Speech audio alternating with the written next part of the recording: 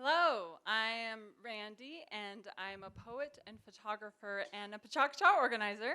You may have seen me on the stage before. I have inadvertently become a sort of pitch hitter, understudy, for we had a presenter who couldn't make it here tonight. So instead, you are going to hear about my OE. And you might be asking yourself, what does OE stand for?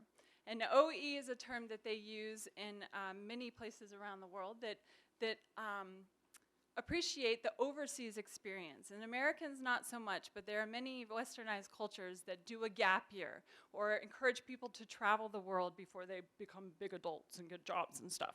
So I spent my OE most of the time in New Zealand, and the indigenous people there, the Maori, they call their country Aotearoa. And so I will be reading to you a poem that I wrote while I was over there, and I just wanted to refer to some of these terms that are in the poem, hence the names. So New Zealand consists of two islands, the North Island, and I was stationed in Wellington, which is the capital of the North Island, at the bottom. And the South Island is Te Waka on Maui. And Te Waka means a canoe. It's shaped like a canoe. And Maui is one of their ancestors that traveled from the Polynesian islands to settle in New Zealand. So their culture is very much defined by the sense of travel and exploration. And so anytime I was about to go take another tour around the South Island, they'd say, "Oh, you're going on Kentucky." So Kentucky is that term of traveling, of journeying, and they very much support this. So one of the unforeseen challenges that I had in my OE was making the tough decision when you fall in love with a country, how do you leave it? How do you return home? So this poem is about that indecision. It's titled, "It's like the clouds and mountains are tossing the sun, and we are the monkeys in the middle." Once upon a now, the moon spills thrilling slivers of song to shiver on the Lake McGregor surface. She is rising. The clouds bow, take their reverent leave. Beautiful, undeniably, but I am seeking counsel with the stars. I've parked my Mount John Observatory, closest to the Milky Way as one can get in the Southern Hemisphere, and cradle a cup of cafe coffee. I'll gaze into the stars and know, I said frequently, on this Kentucky of Te Waka on Maui. I'm in the midsection of my OE and NZ, and I have to decide to stay or go. So naturally, I delay the logical nutting it out. Pros and cons don't sit pretty in parallel for a fanciful mind. Better to just travel and consult the heavens. 9 days into the journey, and the sky is just now clearing. The clouds have been too fat and happy, lying low like winter-coated sheep, masking my fortune-telling twinkle, giving me leave to sleep like Rip Van Winkle.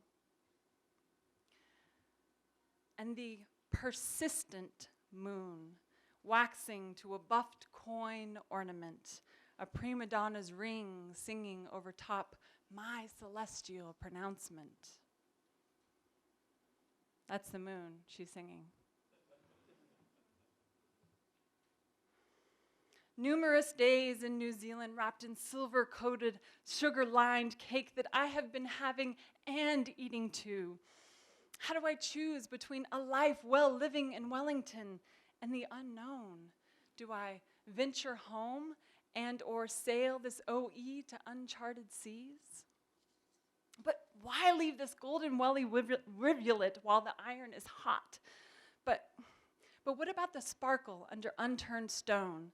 Am I a fool to dote on this pyrite because it is right in front of me? Is a magpie a fool after all?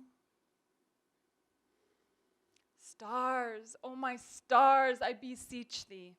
But thou art on holiday, leaving me wondering what lies down the road, what handsome hillock or bewitching bluff blanketed by night driving beyond high beam reach. What worms glow in delicately moist dell, creaturely cunning in their wormly wisdom. Wise worms, I beseech thee in your similarity to the stars, But I cannot hear your counsel over minute cannibalistic munching, and I cannot capture your constellations for later divination, despite attempts at bulb-white open finger shuddering on shutter, counting the minutes to maximize your minuscule bioluminescent presence. I cannot keep forever what is gifted in a moment. Those are worms. Aotearoa, I cannot eat your stars along with your sugar-coated silver cake, but I can salute your moon for all her operatic elegance, and your sherbet-skied country for its autonomy and for the ephemeral quality of joy you've provided me. The sky is clear, and the moon is post-encore exiting, but pros and cons are parking impolitely perpendicular to my parallel destiny. They honk this Rip Van Winkle awake, and my whimsy babblefish translates. Just continue seeking the other side, okay? And I live happily ever after. Addendum. This is a poem, so it has an addendum. The stars are sighing. Epiphanies live in neat infamies, encased in everyday illusory moments. So, in hindsight, or 2020, I have returned to Asheville. I have left Aotearoa, but it certainly has nestled its place in my heart. And even though Asheville is not this glorious, beautiful country, it is, but maybe not as diverse as New Zealand, it certainly has provided its challenges and its delights. And I think the saying is very much true. Wherever you go, there you will be. And so I hope that you all are enjoying your journeys, whether you're stationed here or going away, and that we all live happily ever after at PechaKucha night.